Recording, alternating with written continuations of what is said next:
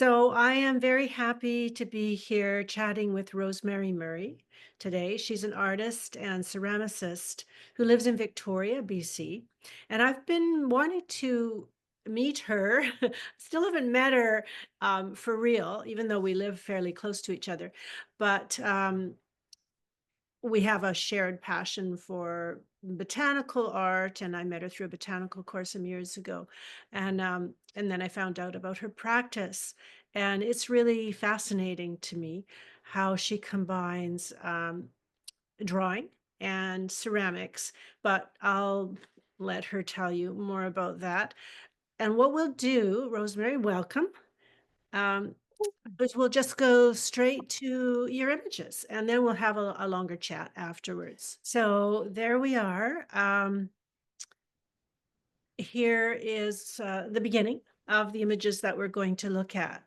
And Rosemary, I'm just going to let you tell us about the pieces as we go through the slideshow and let me know when you want me to move to the next one. So, Interestingly enough, I started out in ceramics uh, almost accidentally, uh, in the fact that my husband was saying, "Oh, when we have our dream home, you can do the electrical, you can do the drywall, you can do all these things, and I'll do the carpentry," and the tile work stuck in my mind.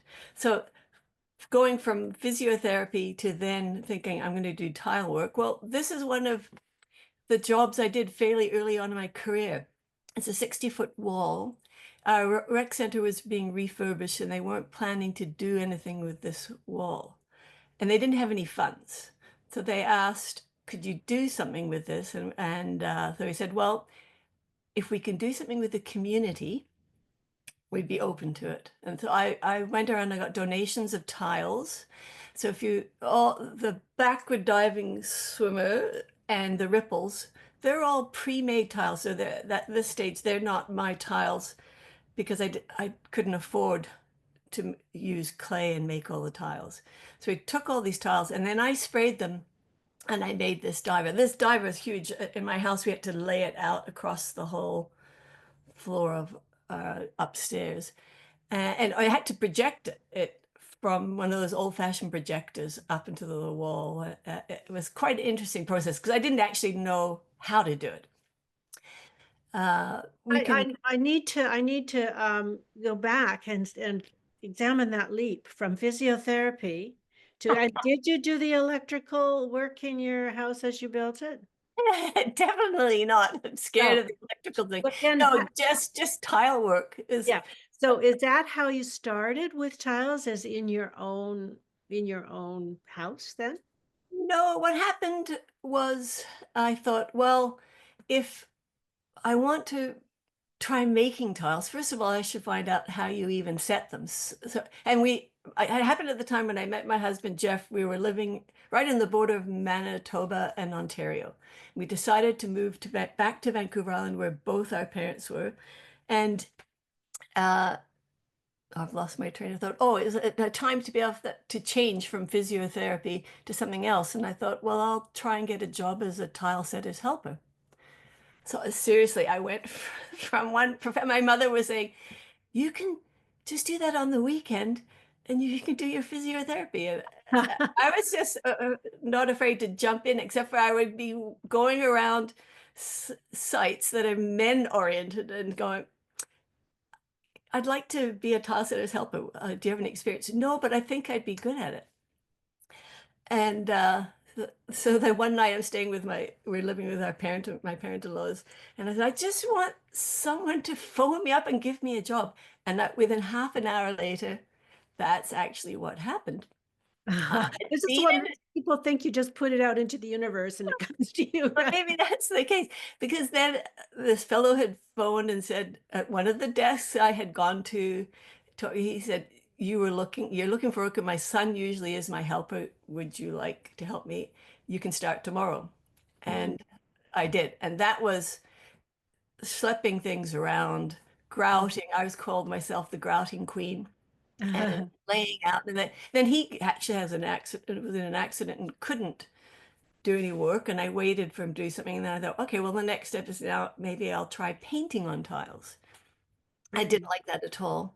And then finally I went, well, I'm going to write out to, I don't know if you've ever heard of Robin Hopper, but he's one of our treasures in mhm. Canada. Canada. He's has since deceased, but I rode out to his place and I said, if I wanted to make tiles, how would I do it? Because there were no books or anything about it. And he said, well, just see it and try and see what you get. Just don't do anything foolish, that you could hurt yourself with.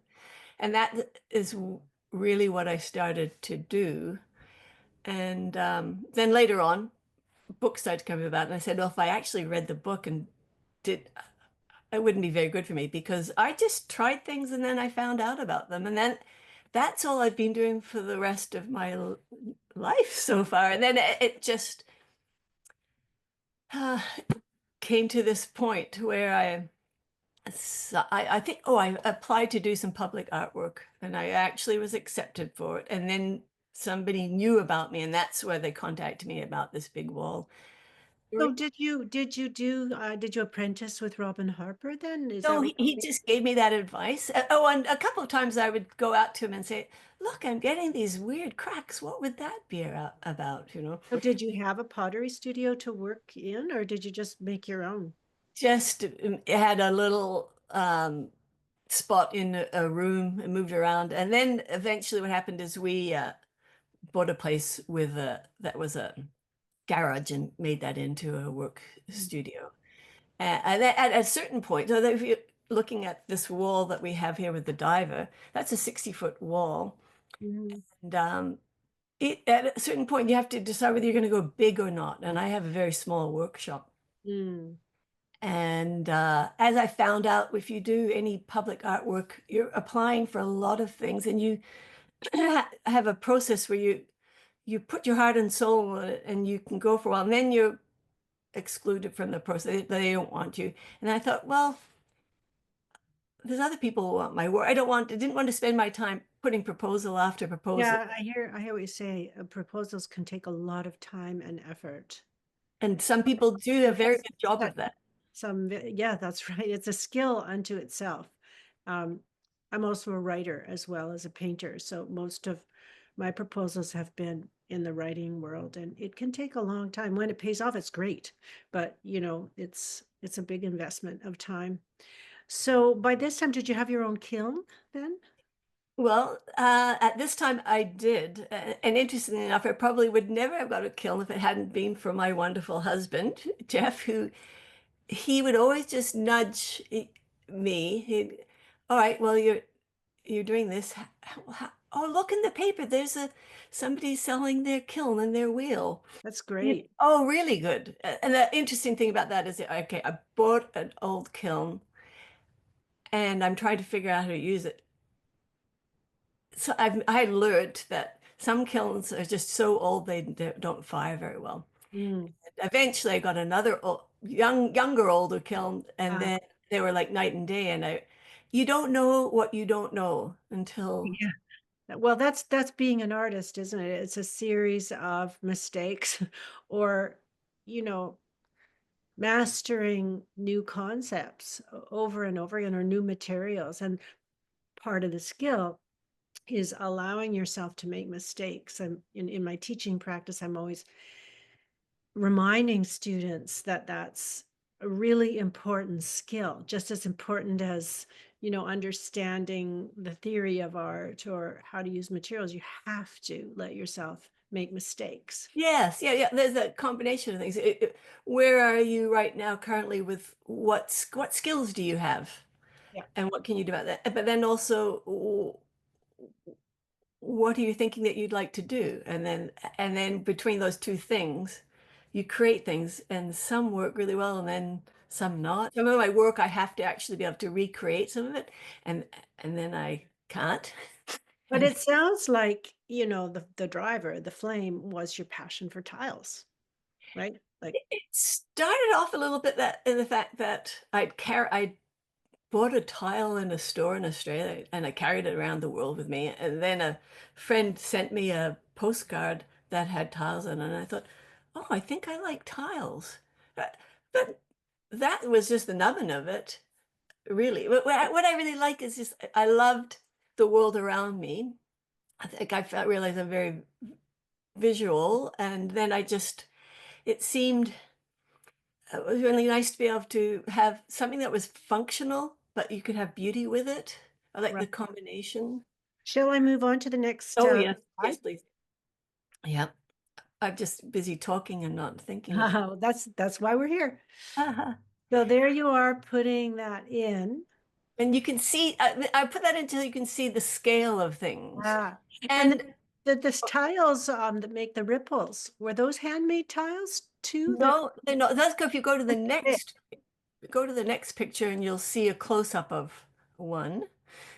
Uh, so that can give you a really good idea. As I said, we were donated all these tiles, and then we broke them all up, and then we had them in different colors. And this is a very interesting project because we created the ripples, divided the ripples up, and I had cardboard with the shape of part of the ripple. And people would come for workshops, and they wouldn't know where their part was on the ripple. But the topic was, well, there's a puddle of water, and what can you see in that puddle? Well, you can see anything, can't you?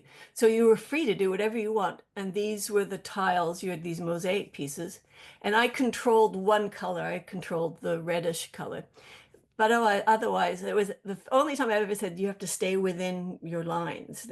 Oh, But you okay. can do whatever you like in there. And the Uh, interesting thing that ended up happening then when we went to install all the tiles, you had all sorts of things. Whales swimming vertically and things upside down, but they were beautiful. But let's go back. you couldn't have planned it. I see that. So each person had the dimensions of the piece of cardboard that you cut to kind of create the Yes, the big shape. Wow, that's really fabulous. And then if you keep the palette tight, then control. it works all together. Yeah, yeah. So that was a big learning because I learned a lot of things through that Mm-hmm. process. Mm-hmm. Yeah. And now tell me about This, these. this was the Esquimalt Municipal Hall put out a call for artists, and it was just very concretey, and we said, well, we'd like to plant a garden. And there were So beautiful. seven pillars, and because it was right in front of the library, uh, I put every pillar has quotes on it, some in French and some in English. Hmm. And I think I've got one here. There. there we go. Yes. Yeah, so by this time it looks like you're making your own Yeah, tiles. all of this is my own. I was making my own fairly early on, but when it came to some public art, that swimming pool project, Mhm. I couldn't afford to use it because they didn't have a budget. I was just doing it for free. Well, I did it for free, except for at the end they said, oh, they gave me a lifetime admittance to the rec center, I which was hope so. pretty sweet. But yeah, at that time, it was like, oh, this is what an opportunity to be Mm, able to do something with your community that right. it doesn't cost anyone money, but we just put in time Mhm. and we create something, and then you're so much more connected to community. So all the tiles were given to you for that project. That project, yes, I went and looked for donations, and there were some it was just one company that gave us the lot of the tiles. And then I changed some of the colors, resprayed the tiles and fired them in my kiln to get some of the things I wanted. So Mm. this So flexibility. where is the pool? Which pool is it? A Esquimalt Rec Center, Oh, I've never been in there. it's the warmest swimming pool in Victoria. They do a lot of therapy at that pool. Oh, huh. Yeah. I'll have to stop Actually, sometime. all right, so there's the pillars. There's also so what happened in my life, I was trying to learn how to make tiles. And then was doing public artwork, and I was also doing donor recognition. Well, what happened after I did the other two projects, and I grew up going to the library, and I took my son to the library, and this was our local library, and the li head librarian said, one day when we are given some money, I'd like you to do a project in our library. And so, in fact, there's a quote. I see. I love lettering at themes. "Come take choice of my library." It's a Shakespeare quote. It's at the very Mm. top there. Right. Then this is all about the Esquimalt community. And in one, if you had a close up, then it's like, oh, I like to give you a certain number of images, so I couldn't do all these close ups. But it refers to you're allowed to have 4 chickens in Esquimalt. We have boats and there's herons. And throughout this area, there are people reading books.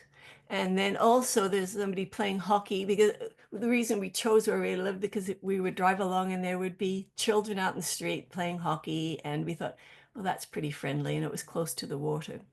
I think I do have a detail of this Oh, there. there we go. So there's a ferry Yes.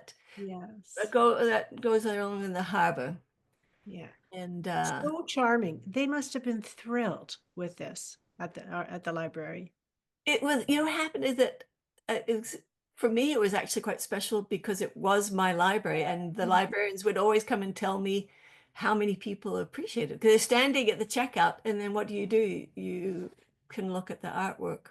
You know, I've never thought about that because I've never done a piece of public art. But that must be a nice thing about it that people It see is it all the time and you get to hear back about it. it's a funny thing because it's scary because it's public and quite big, quite large. And then we install all our own work. And I actually remember this piece where it's starting to install and think it's not fitting right. But it is. It's just so you have even no matter how much experience you have, you'll always have moments of is this Yeah. going right or what's happening? And then you have to trust the process. Well, there's so many pieces in that. Yeah, Let's and go that's back to the detail there.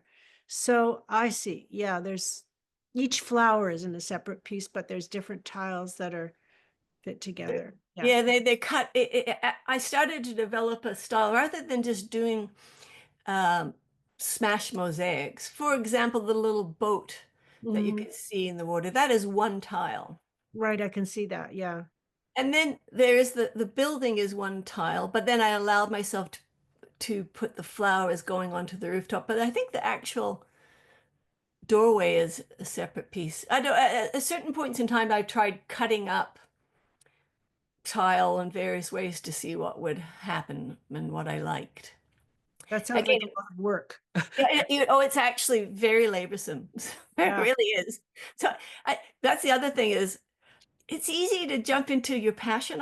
Because people say, oh, just do what you're passionate about. I thought, well, I'm really drawn to this, but I'm not a business person. I'm not an entrepreneur. And I say I have a business despite myself. Mhm. Well, if we calculated our hours as artists, even if we do start to make a bit of money, if you try to calculate an hourly wage like an ordinary person, it quickly is, you know, it defeats the purpose, and you don't really want to You think about don't. it because that's part. It's not that I hate people when people say you do it because you love it and that should be enough. It's not. It's not. Like artists deserve to make a good living too, because we make life beautiful. It's like, can you imagine living in a society without art? But at the same time, if you wait around to get paid for your hourly wage, you would never continue as an artist. So, has that been It's your experience too? absolutely it's Yeah. so true. And it's interesting because it change again. Everything just changes over time, and with your experience. And I do. When I first started off, I tried markets and things like that, Christmas shows. And Jeff would bring something from the kiln, open the kiln, bring it out and go, oh, that came out of the kiln. I'd be totally surprised because it was all so new to me. But then you'd have people would come and they would negotiate the price, your $6 price on something. And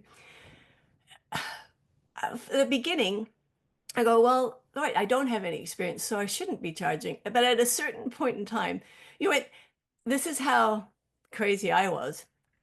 I did a lot of household numbers, specialized.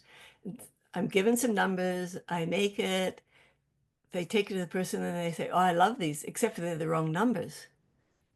Okay, I was fine. I make the new numbers. I was given the wrong numbers. I was too embarrassed to charge. For the work you did before. Yeah. And I Yep. thought that maybe they would say, "Oh, can I pay you for some of the materials?" And they didn't, and that's fine. That was my choice.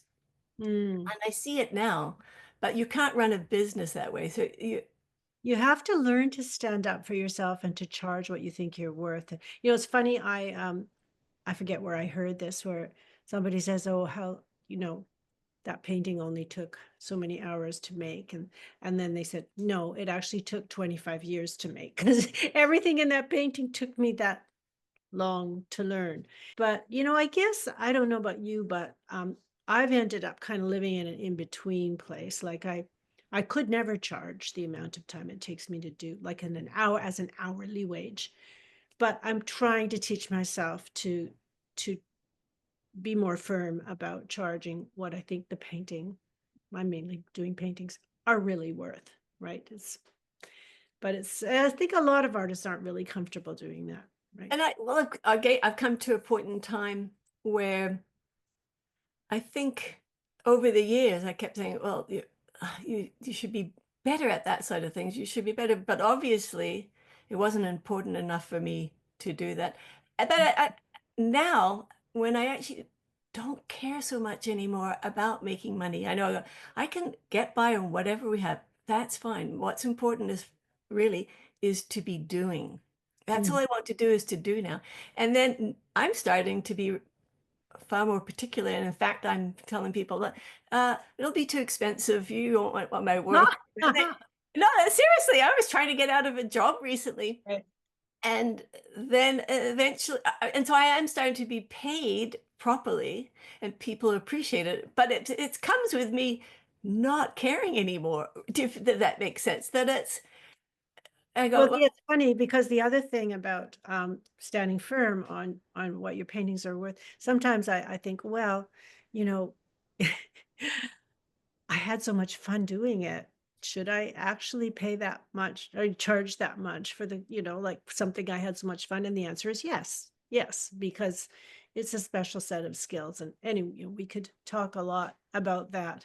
But I want to show everybody some more of your fabulous work. Oh, you were talking about the donors walls too, right? So you did. this is yeah. So close up of. Uh, this is my bread and butter work. This is Mhm. how I earned a steady income. And it started, I don't know how, the very beginning. Bread and butter tiles, which is the name of my business, it Yes, yeah. established 1991, actually. Mhm. And it started with, I got a call from Vancouver, can I make some baby tiles? These are not this is the latest form of the baby tiles, but I've been doing them for years and years. They and there are walls and walls over in BC Women's Hospital, Oh, uh, and they have to make a map so that they can be found. wow. And so each one is this is a fundraiser for the hospital? A fundraiser for the hospital, that's right. So they receive $500 for tile, and I earned $13 for the tile, or something like that. I can't. It was a way of being able to uh, participate and make a bit of a living, but also that it is important that they get enough donation money. Right. And again, I never found out who found out about me, but somebody who was making the tiles in Vancouver, and they had rocking horses at that stage. Mhm. They said, and they must have put their prices up. And so somebody, can you do something? But we want teddy bears. And then I think, well, because I love color, like, could you even imagine maybe we could introduce color? And no, it was a no-go. We had to, so for this, in fact, was a very hard job for me to begin with, because number one, I said, yes, I could do it. But it's all raised. The teddy bear is raised and there's a border around it. And technically, how do you do that? And if you're making hundreds of the tiles, you really have to make a mold. You can't hand do that. I had no idea how to do that.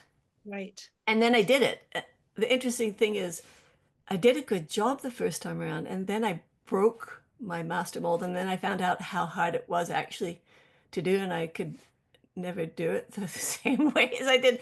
So beginner's luck. What do you make And the most out of? plaster. So Mm, what you do is you actually make the make tile it. you'd like to have. And then while it's wet, you then pour the plaster. Mm. And then you make quite a few molds because you're going to make little chunks of clay that you then and you have to have a little press.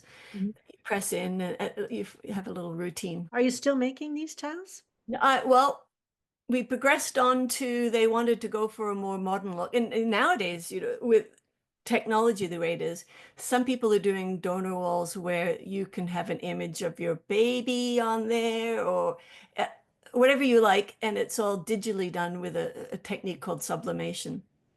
But Right on the tile. right onto the tile, it's heat process, a totally different process. And some people are doing that for their fundraising, but this hospital decided that they would rather stay with a handmade tile. And then again, I think that ended up being one I was trying to get out of. Mhm. And but I wanted to make it easy for myself. So that the previous tile where there was the bunny and it was quite flat and they wanted it to be modern looking. And I wanted to make it as easy for myself as possible. So I didn't want to work with plaster. If you get any plaster into your ceramic clay, it will explode in the kiln. And I don't like the mix of it. I Mhm. just like, if I'm going to work with clay, I like to work with it directly or carve into it. Or anyway. Uh, oh, and then, oh, this is a beloved donor wall. It's a bursary fundraiser for a Montessori school. Mhm. And each year it grows. When I first started doing donor walls, they were very set sizes, and they were often rectangular or square, and very limiting. I have some that are partially done. If I drop dead today, they would just stay. It's very unsatisfactory. So this is the new way of doing things. This donor wall, I can drop dead now, and it's complete. I don't know if that makes sense. So each year, once a year, they give me the donation, and they've told me what they want to have on them, and then I make them and install them, and it just slowly grows over the years. That's super fun. Beautiful. How about this one? I was curious Oh, about. that's going back to the very beginning. This is one of my first donor walls. The rec center that was being refurbished, and we did the big diver. Uh, they were fundraising. And again, I didn't realize this, but I keep seeing now I do a lot of lettering Yeah, on you do. tiles. You do. And these are all people who donated money in the community.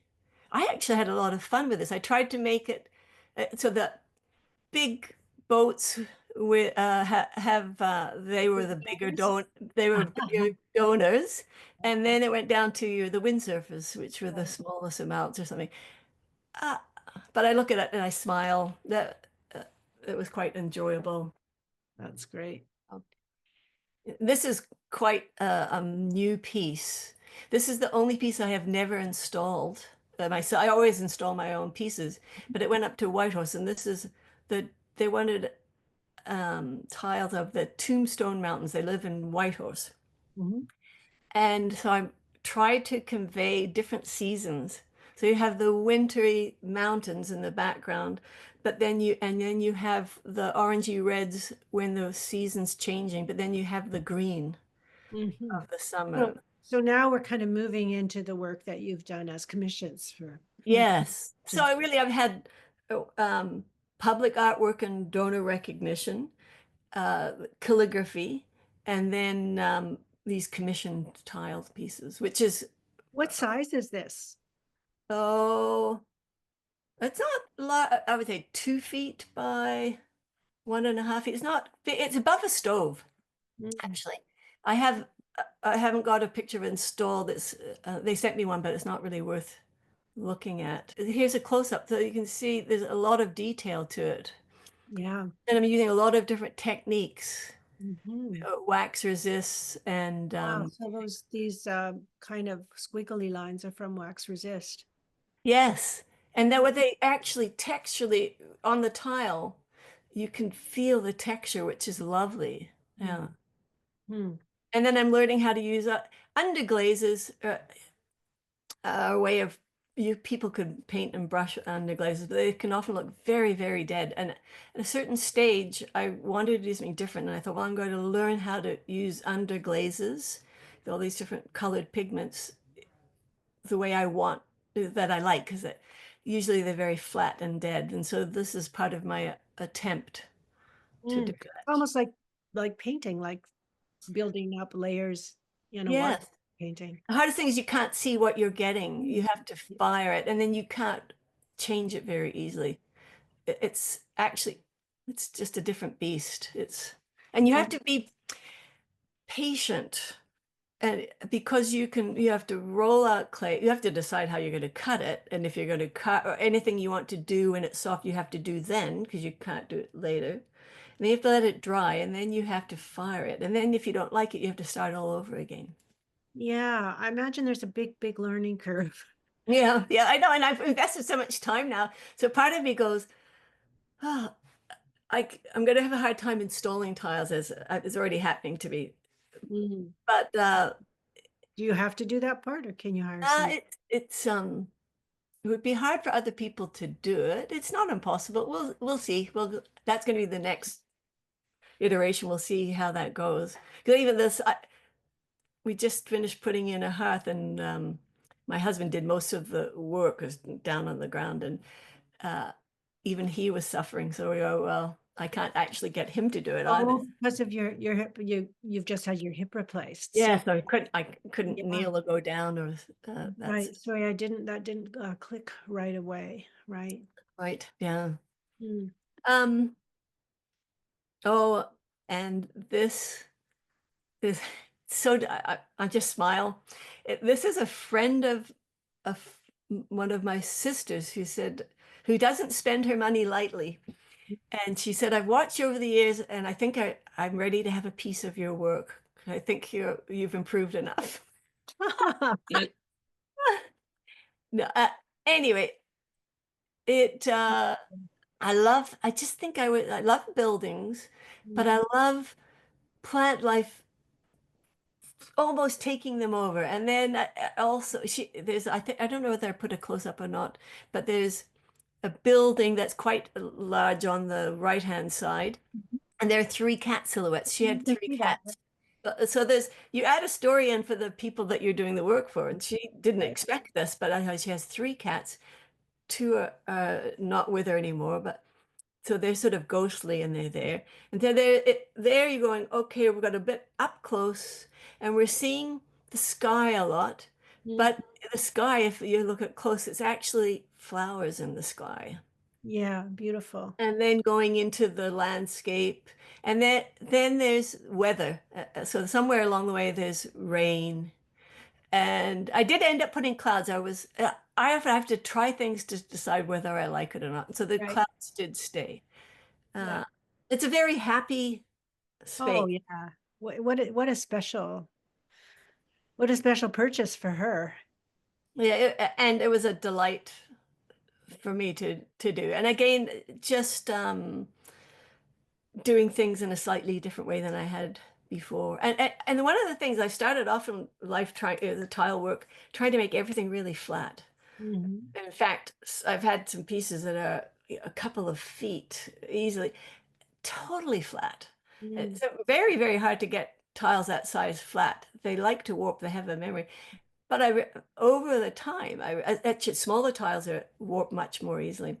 I Oh, actually like the warpness, and so I don't really worry about it because they actually reflect differently and create some dimensionality that yeah, is very, also perhaps that's the difference.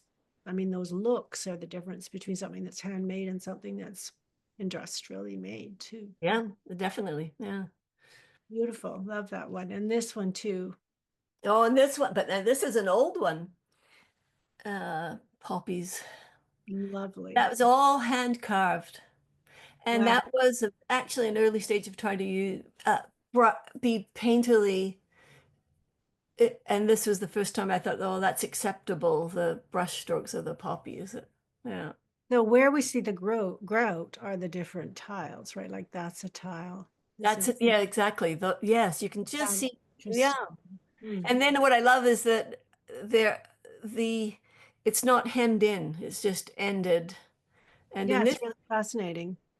yeah, which is, and I think I didn't grout. Sometimes I grout the very outer edge, Uh-huh. but if I don't need to, I don't, because it actually adds another thick outline. It's taking your pencil and outlining it.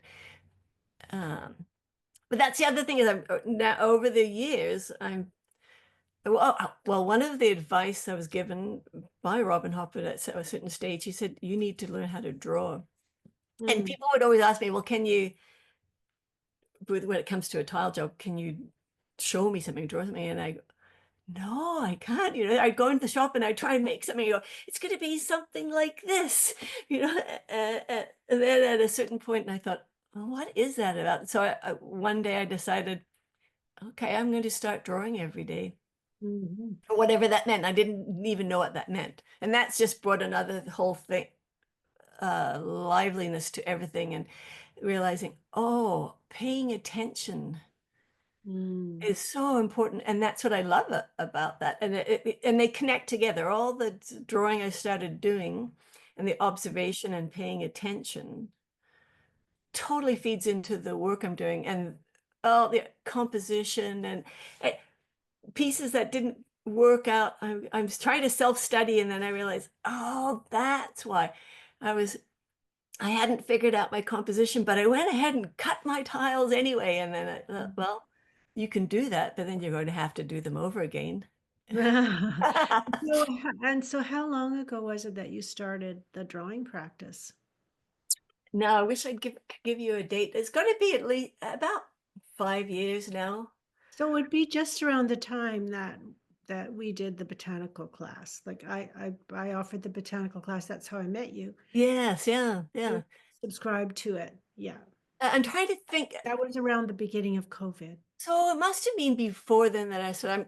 It'd be interesting to see. I know I could find out because I have stacks of books. I think there were years went by where I thought I should try and draw, and then I would have all these empty sketchbooks with one little attempt, and I didn't like it. And then I think I started doing contour drawing, and then I thought, oh, this is a way in for me. Totally. Yeah, and then and of course, then I'm studying and reading, and then going, well, let's just see what showing up every day and not having any expectations do for Mhm. me. And then I started filling up many, many sketchbooks, and in amongst that, there's just a lot that doesn't work, and every once in a while, there's a little gem, and then you go, my hand is not doing what I want to do. Yeah, You know, I- but it's been a fantastic journey, and it's still happening, of course.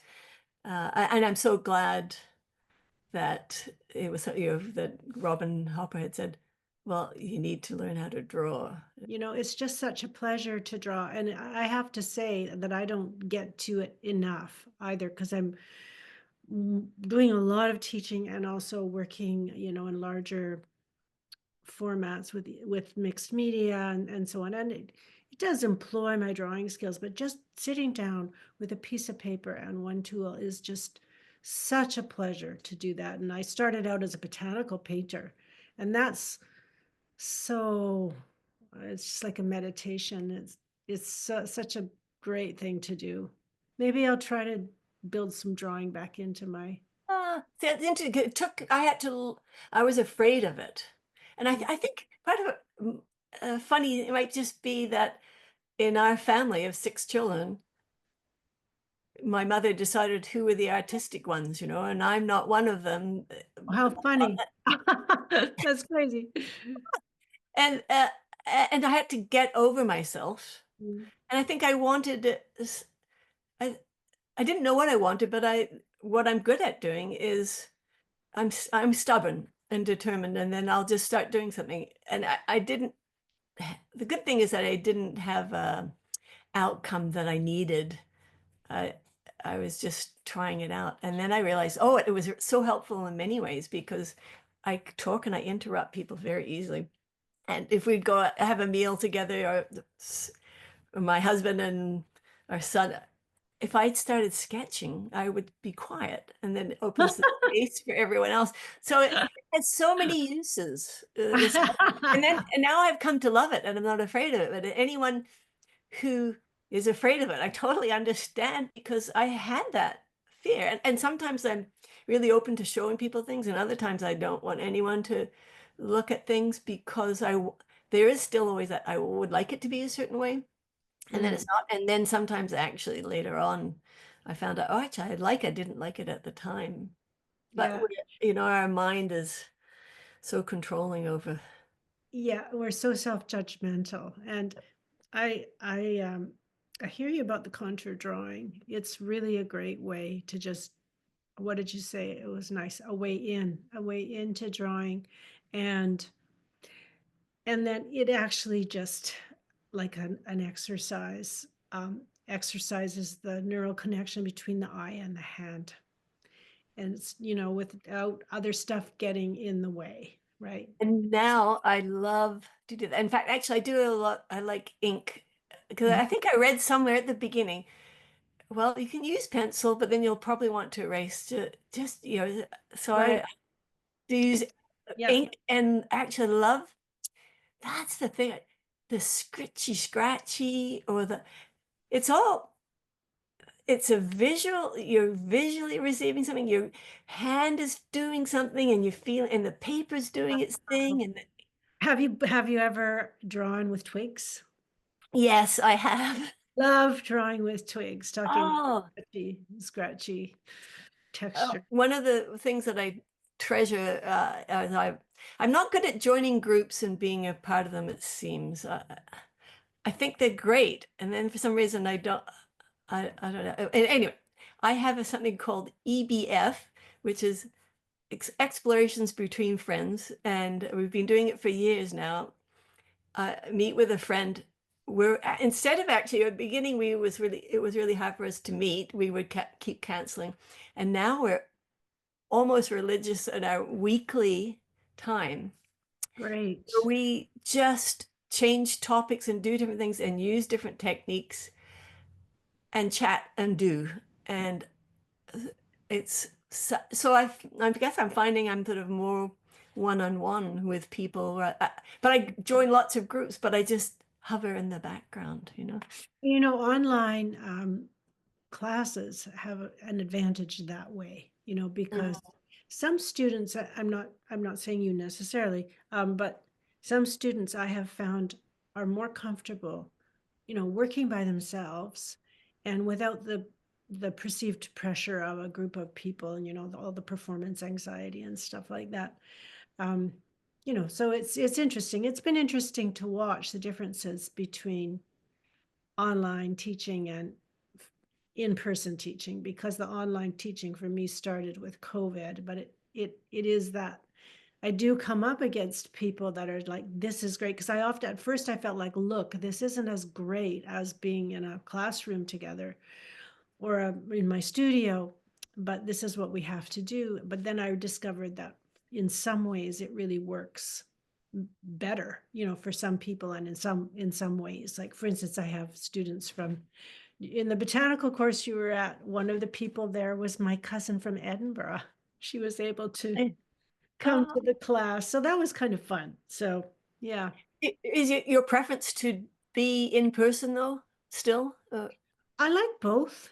both. I really like both, They're different. it's different. And I wouldn't say one is more work than the other, because the prep for online is very time consuming, because you need to get it right. You can't sort of waste people's time while you're mixing your paints and have to make another mix or go get the other brush. You have to really have everything really well organized. But I like making the videos. I really like making videos. They're something creative, and you can, refine and refine like you would a piece of art. And so, yeah, Mhm. it's interesting. Yeah, well, you're very, very good at it. Oh, Yeah, well, you thank you. are. Mhm. You can see the years of experience and the care that you take. It's very obvious. So it's wonderful. Well, thank you. But let's go back to your work here. I love this. This was Amsterdam, I think you said? Yeah, yeah, this is actually a neighbor's piece of work. They came to me with photos of a trip to Amsterdam and said, could I create something? And this is unusual in the fact that I used terracotta for it. I did a lot of terracotta work, but it Uh-huh. has its own limitations, and so quite a different style for me in some respects. I don't think I have any close-ups of it. And No. it ended up being moved. It was they did a kitchen. It was in the over the sink. And then they said, you know, we're renovating. Do you think we can save it? And I said, well, you could try and cut away the drywall. And that's what they did. And Mm. then they saved it all, and then I reinstalled it, and this is now in their dining room. I'm very impressed with the perspective. Oh, It's hard enough to get on paper. well, it's actually a bit wonky, but acceptable wonky. Well, that's the thing. If you introduce, I'm not saying that this is wonky, but what I often say when, because I can't draw a perfect architectural perspective either. So I say, look, put a little wonkiness in it, and then the viewer expects that, so it's like fun, just a bit I'm more not interested in, because go. I know about it and I could set up, and if I wanted to, I could do it, Mm, but I rebel. yeah. I would rather just do something freehand, and then if I like it, it's good. And if I don't, well, I'll just do another one then because I hate the strict. I can understand it, and I can understand people loving doing that, perhaps. Or again, also, I find that I don't like being too detailed and finicky. I Mm, can do it in my ceramics, but I can't do it on paper. Or if I start to do it, I lose any gesture. hmm. So it's Right. interesting to see the different materials and the way you react to it. Well, the people must have loved this. I It's think they're happy with it. Yes, yeah. And the nice thing about it, it doesn't. It's so they are like that forever. They can't fade. They're right. they're just the way they are. Yeah. I Wonderful. love buildings. I love it. Oh yeah, and there's the curly Q. Fun. Yeah, it was fun. It's fiddly to make the clay into those little curly Qs. Mm, Are not that much fun to do, but I just with that shape, I thought, well, yeah, well, you can actually see how, because I did the base too, mm. but I made the tiles the wrong size. However, you get away with it, you know. Doesn't nothing glares out. Oh, I am a tight grout space person. I Ah, like, and so that's a larger grout space ah. I would prefer. I mean, plenty of that is normal, but um, yeah. Anyway, that was a fun What a piece. kind of a Belle Epoque feel, right? Like the Yes, yeah, subway yeah. stations in Paris. Yeah, it's great. That was done on a float home. Oh, wow. Yeah, yeah. Very sweet.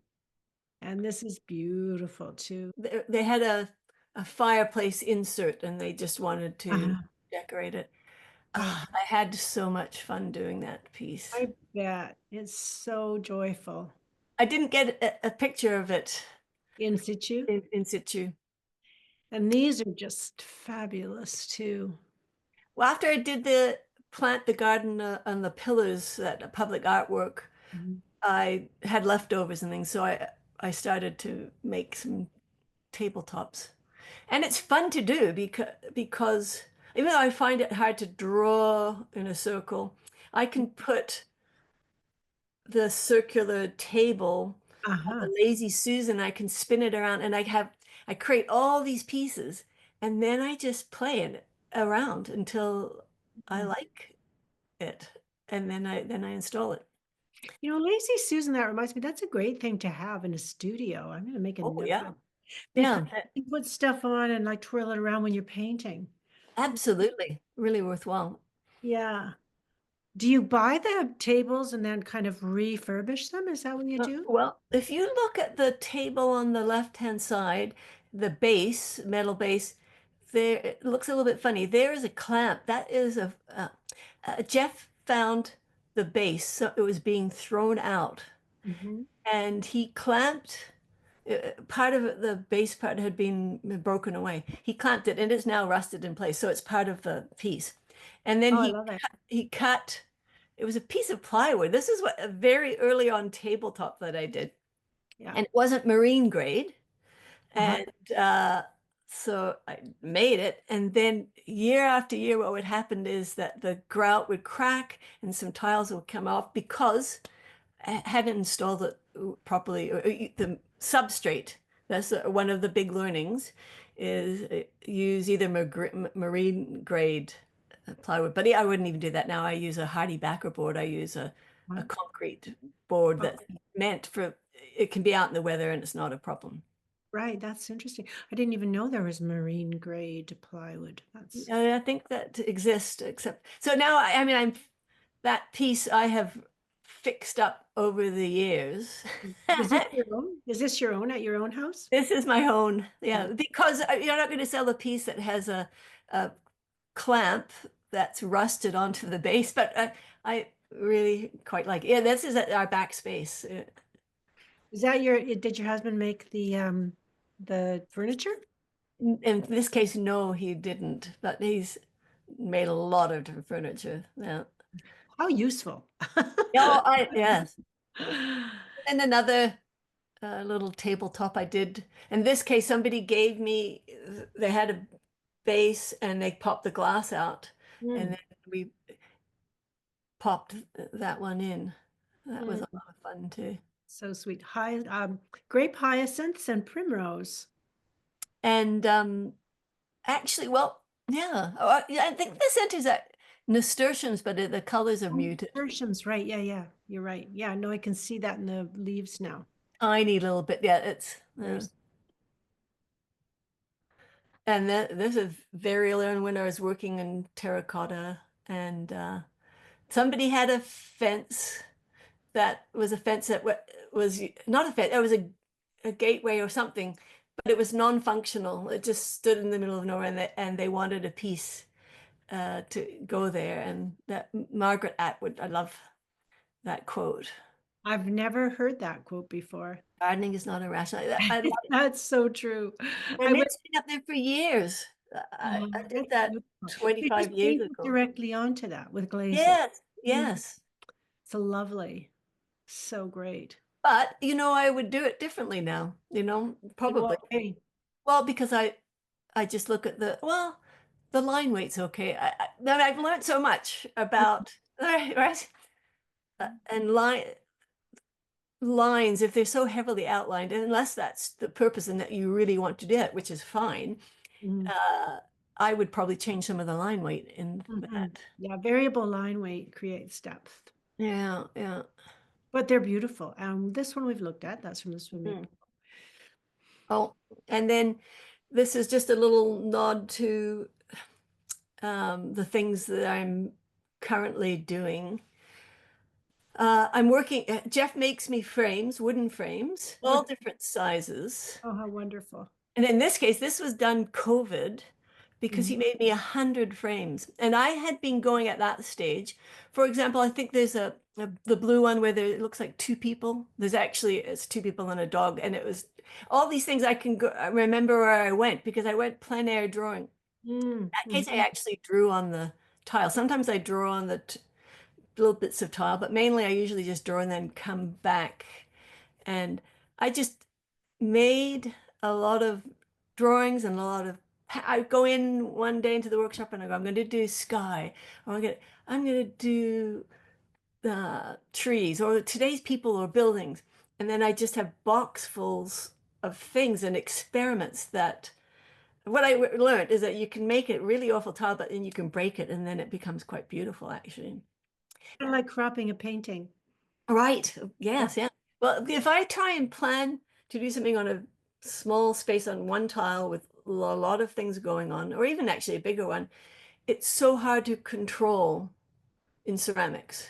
It's much Uh-huh. easier to do bits and pieces and then break and then mosaic them to get what you Almost want. like collage. It's like collage work. It is, yeah. I was almost going to call them collage pieces, but Yeah. and then Yeah. what happened is that he'd made me all these frames, and then I had been doing this exploration, or and things like there's polka dotted houses, or I just Mhm. then today's the day, or it's the start of it, and then I just put everything out, and I had little cardboard pieces, I think, and I went around and I just started creating little stories. That must have been a fun day. Oh, it went on for weeks because I think I did 75 three by three stories. Um, uh, all sorts of things, people walking in the wind and uh, oh, I don't know, Mm. sad pieces, happy pieces, and then I did bigger pieces, and then it was fun to try and name them. Uh, Why am I doing this tractor going through the fields? Just because I really liked the lines, and I'd go, so it's tractor dreams, you know. And then the people who decide that they need those they find their homes over time, which is quite interesting. You sell these in your, do you have a show every year in your studio? I started 2017 thinking, well, I'm trying to put any work out into shops when they have to mark it up 50%. It's just too difficult. Yeah. And haven't ever gone looking for a gallery. And I thought, well, I love my home. I love that when the spring comes. Why can't I just welcome people into my workshop? So that's what I've done. So 2017 um, I started doing that. And then the following year, a friend said, well, I'm going to come over. And I said, well, no, if you're going to come over, you're going to be my guest artist. And then I started having a guest artist. And then COVID came. And then I did, and I think 2022 was the last open studio I had. Mm. And it ended up being a festival unintentionally. A neighbor wanted to play music in the garden. I had an oil painter come, but her husband did bonsai, and he came. My neighbor knows how to make rope, and he did a demonstration out in the driveway. And it just was this event. And also the other thing I do for each one, I have this thing. I always need to people to participate and a record of the day. So I always in the workshop have a 12 by 12 framed piece and supplies out. And anyone who comes to the open studio participates. And if they're really uncomfortable, they can just move a piece. Or they can break a piece, they can add a piece, or they can do that many times over, whatever they like. And we put a camera at the up high, down, and do it just films it the whole time, and all you Oh, see are fun. hands.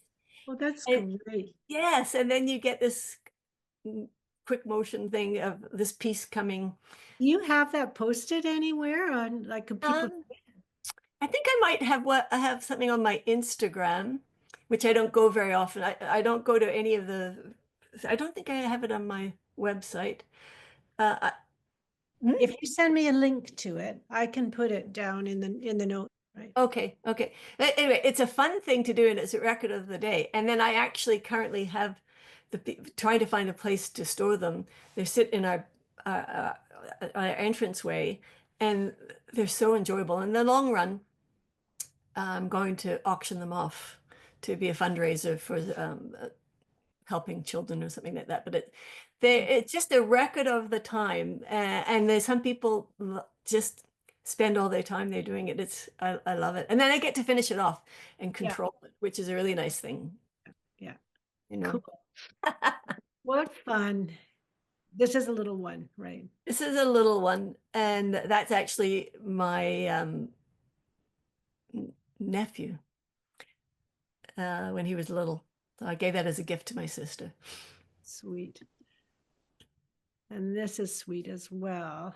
And so the memorial tile actually, and quite large, very hard to make a piece like that. And this is an interesting thing because I was working on this piece and it was not good enough. And a friend came and said, Rosemary, you have to stop. It is good enough. It was, and I've done that over the years. But this is the first time that I was like, okay, I do need to stop because how much, if your 100% is perfect, where do you go at what's good enough? That's a whole discussion, isn't it? Perfectionism. Mm, Because I think a lot of artists grapple with it because controlling the space, whatever we're working on, tiles, a painting, is part of who we are as artists. We want to control that space. We're mm, drawn to that activity. It's a world we can control. And, there's various reasons perhaps why we do that. But it's very useful to us, perfectionism, because it makes us persevere. But when it gets in our way, yeah. it can be like we learn as artists how to control it. But I often talk with students about it because sometimes it paralyzes people, because they expect too much perfection too soon, right? Yeah. Before Yeah. it's a lot of pressure to put on yourself. That's a big topic. It is. Let go is, yeah, Yeah. Yeah. embracing the mess. Yes. Yeah. Yeah. I just sort of feel like I wish people, I wish in the school system, number one, they taught meditation, but also deal with these things, critical thinking, Yeah. and also that critical voice.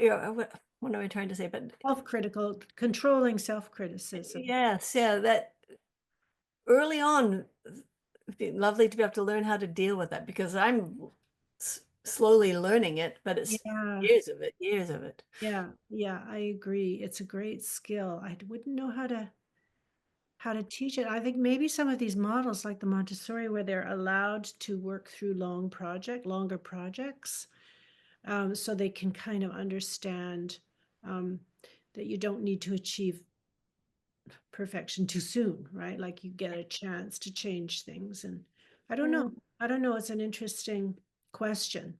Mhm, mhm. So this is your studio, right? Yeah, and this is actually happens to be someone's working on that, Thing you were talking about. yes, yeah, Yeah, very uh, cool. yeah. So it's a small little space, and in fact, there's woodworking at the far end of it, so, Mm. but it's a great Like little a space. joyous space, though. Yeah, yeah, it's a lovely space. It's a very easy space to be in, and now my husband's retired. He's working on building guitars, and I'm working on my tiles, so we're spending some nice days together. Oh, lovely. Yeah. Okay, now tell me about this. This is something that wanted to be born. And then this is the first experience I've had of this. And it happened, what, a year or so ago? Um, I have this book that Mhm. I would just write things in, and I called it Invaluable Lessons. And at a certain stage, I was looking and I thought, ah, I think I have some of my drawings that might go together really well with them. And yeah, then I ended up making this tiny little book. It's only 5 by 5. I remember that on your Instagram, right? Where you I post. oh, I set it up with I, I thought I'm going to learn how to at one stage I thought I need to be better with my Instagram. I'm going to learn how to use it a bit more and I'm going to learn how we're going away on a trip, but I'm going to learn how to post ahead of time. And I'm going to use okay, I'm going to challenge myself and I'm going to do a year of invaluable lessons. So each week I'll post one of my original artwork, whether it's collage, ceramics, or drawing, and I'll put an invaluable lesson with it. And I was challenging myself for the year. It's down from Instagram now at this stage, but so I had done that. And then I thought, well, somebody said, oh, it'll make a good calendar. And I went, yeah, I think I want to make a book from it. And then it's very easy to not do anything like that. November of 23, I stopped doing all my work. And then I thought, I'm not probably going to like this experience, but I'm going to do it. I'm going to go use some software and try making my book. I had so much fun. It was great. Yeah. And then, but it was using Blurb. Have you ever heard of Blurb? Yes. Yeah. So I use because I was looking at all the different types of software and it was too confusing. And I thought, well, I'll just try putting something on Blurb But you can just try it. You don't have. And you can also order them on demand too, right? Yes, but they're so expensive, Mm, incredibly expensive. To so then what happened was they had a sale, but shipping is actually extremely expensive too. yeah, no. But I ordered just a few to see, and I thought, well, just try it and see, and I did it, and then I went, oh, I want to make more of these, so I ended up having some printed locally. Mm, They're just my bit of candy or something. I don't know. The drawings that I've enjoyed with the things that I want. I made it for myself to be able to re-remember important things. right. I Where did keep the person forgetting. get one of these? Like some the Where person did wanted to have one of these little books. they could contact me? Well, the funny thing is, it's just they're going out in various ways. I've decided to. I haven't even posted about it. I haven't got it on my website, I don't think, but I've. They've just been finding homes in various fashions. I don't know. And I will. I'm planning to actually do a post and fix up my website. Well, can I post your website in Oh, the sure. Yes. Yeah. below the film? Okay, great. Yeah, sure. Awesome. And it will. I love this little, and it's not, we haven't got any images to show inside, but for example, that sketch on the front, that was our local coffee shop, somebody having coffee, and that was Okay. one of the sketches. But in each one, there's just all these different things that are important to me. But What a great project. I am going to stop the share now because I want to have a chat, just you and I. yeah, yeah. I have a few questions. Um, and let's just launch into some of those.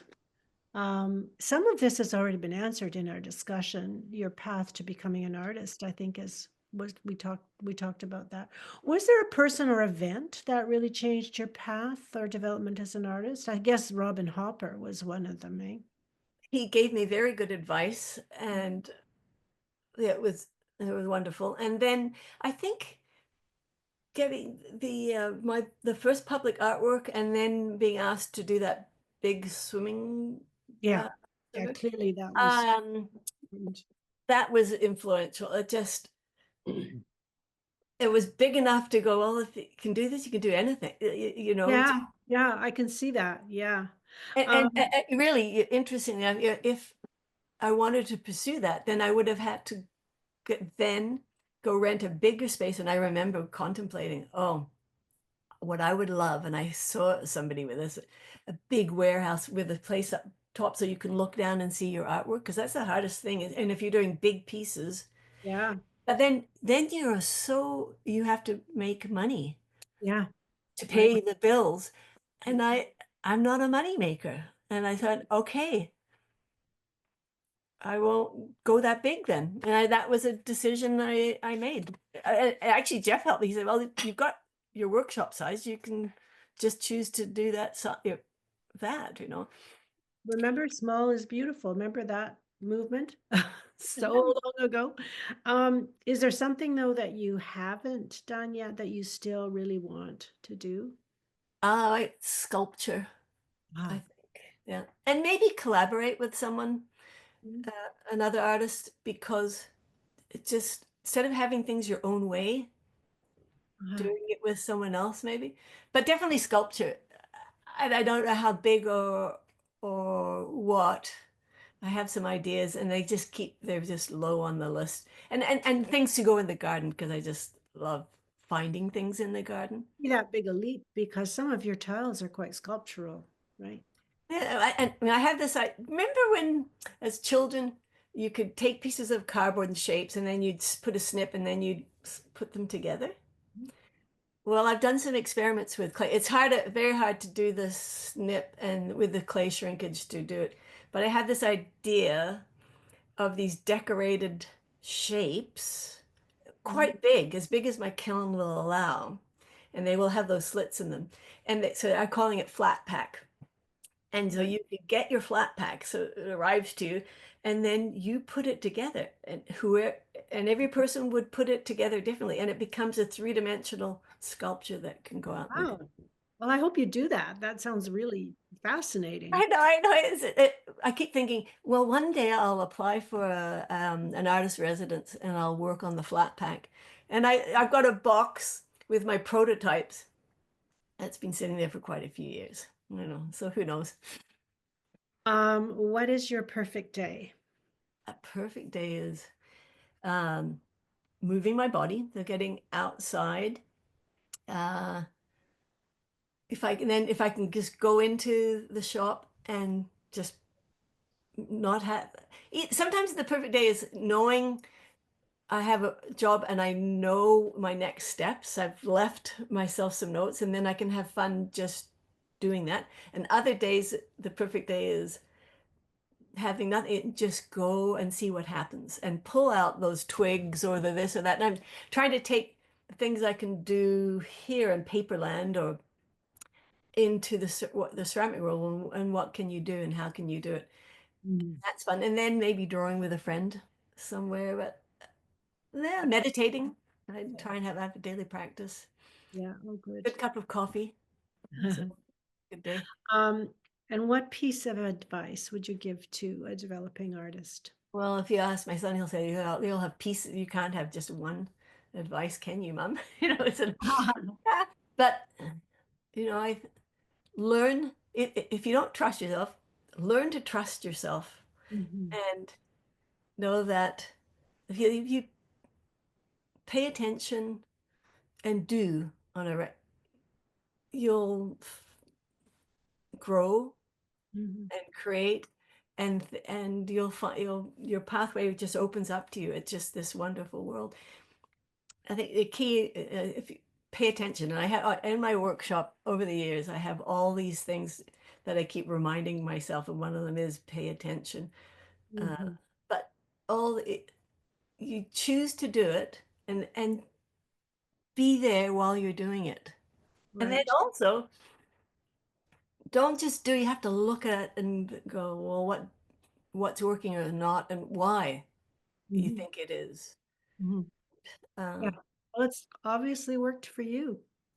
I, Mm. I, I think I always think I'm just stubborn and I'm going to keep going until I get something that I like. And then, as I say, the one good thing is I can smash things up and move them around, and then I get something even better than I can imagine, you know. I have this thing that I teach my students, the idea of creative destruction. Ah, very good. Yeah, so don't be afraid of creative destruction. That's Anyway, good. Rosemary, thank you so much for spending this time talking with Pleasure. me. And I hope that I get a chance to see your studio one of these days. Well, and I'd like to meet you. I Uh, know, I know, I can, and I'm down to Victoria quite often, so that'll be my resolution for the months to come. It'll Um, work out. It'll work out when it works out. yeah, But meanwhile, we'll know that we're both creating and doing, and that's wonderful. Wow, really thank you wonderful. so much. Thank you.